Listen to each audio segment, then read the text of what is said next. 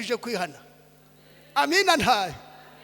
Urya munsi wabatizwaga yewe muntu w'Imana wahanye n'Imana isezerano ko wimuye Satani. None se ko wasubiye inyuma yewe muntu w'Imana, none se ko wasubiye inyuma waruhijwe n'iki se? Niwumvira inamugirwa none yo kwicisha bugufi, saba Imana umwuka wayo wera usubire mu nzira. Ntanamena ubusinduhikiri nduhikindi kubariri. Haleluya.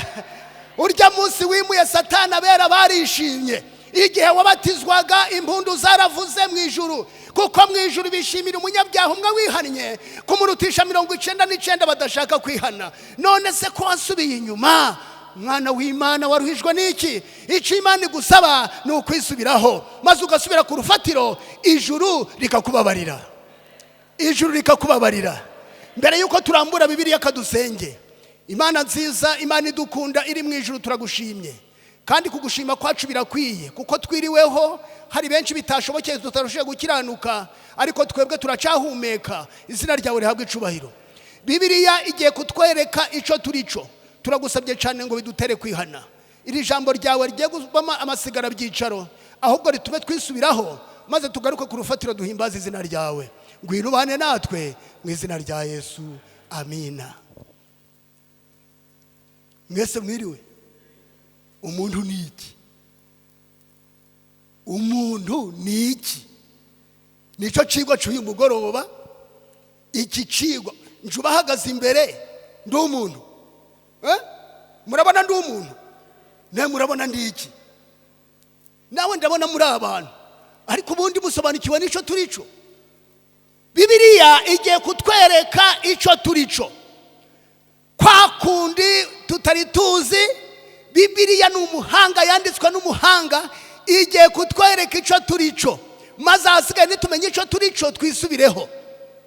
Turukumvikana? Umuntu ni iki? Nje ubahagaze imbere muri kubona ndi iki? Munyitegereze. Muri kubona ndi iki? Muri kubona ntakaze? Muri kubona ameze nde? Naramwe mu nyundo ni mu mabuye, murabona ndi iki? Mureke dusome Zaburi, igitabo ca Zaburi igice ca 39. Turasoma umurongo wa 5. Bibiriya igiye kunyereka ico ndico, igiye kukwereka ico urico. Ndagusaba ngube maso. Umurongo mwawugezeho. Umurongo mwawugezeho kandi ambure Bibiriya nsome. Zaburi igice ca 39 umurongo wa 5.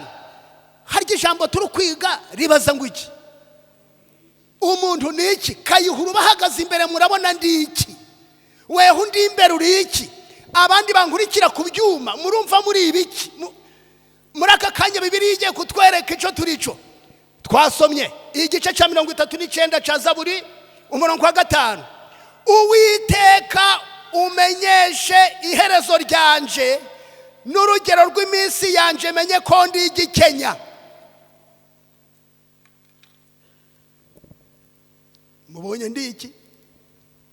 Mubonye ndi iki? Eka data nto mwasomye kansubiremo. Uwiteka umenyeshe iherezo ryanje n'urugero rw'iminsi yanje menye ko ndi igikenya. Njubahagaze imbere ndi iki? Ndi igikenya. Ngaho munsi uhuze mwijwi rirenga, munsi uhuze muri kumpepera. Nasi ko mutari kuvuga. Bibiriya ivuze ko ndi igikenya, munsi uhuze numve. Nimwanga nje ndabasuhuza. Muraho mwabikenya mwe?